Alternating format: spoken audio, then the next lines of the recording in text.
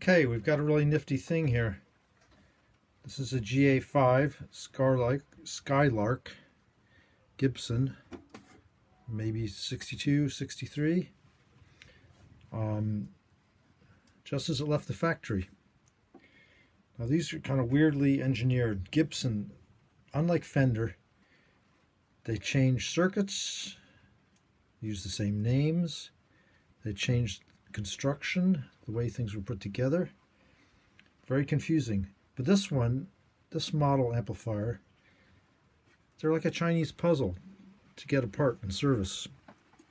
So I just want to show you. This one has never been taken apart. The way it works is confusing. You try to remove this back panel and it doesn't come off. Why? Because there are nuts here you can't see that hold the chassis on, right? So you have to, luckily these are loose enough.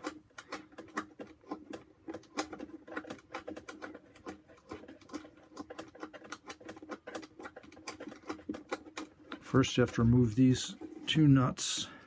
So the original speaker, everything.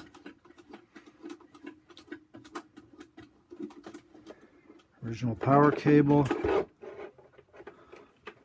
Nice and frayed. Uh-oh. Okay. That's not good. It's going to get a proper 3-wire cable and the line cap is going to be removed, etc., etc.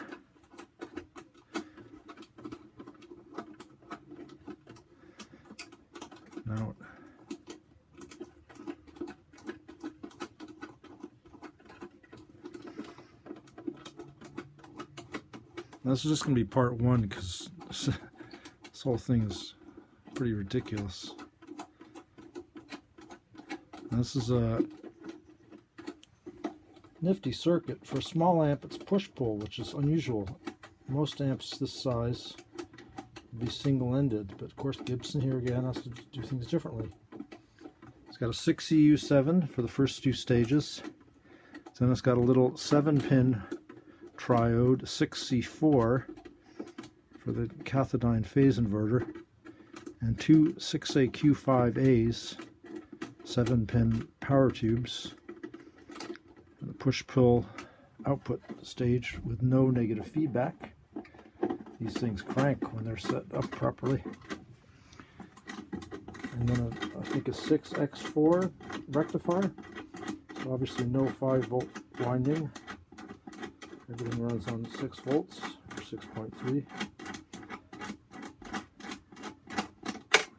So there's the two nuts. They're nice nuts that have a captive washer on them. Then we take off the back panel.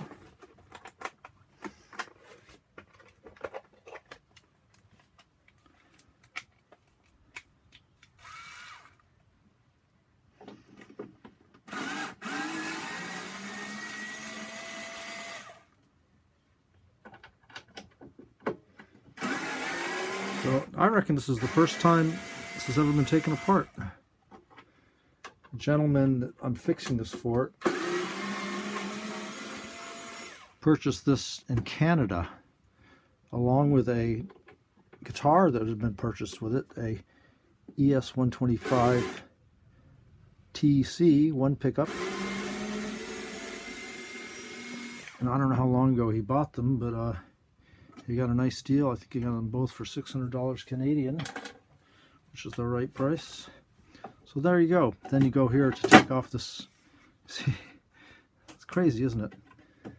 Then you go, how do I get this chassis out to service it? Well, you can't pull it out this way. So what do you have to do? You have to unsolder the speaker and then remove the baffle, and it slides out the front. So I'm going to stop this video now, and then I'll show it to you after I take the baffle off and slide out the chassis and unsolder the speaker. Crazy, huh?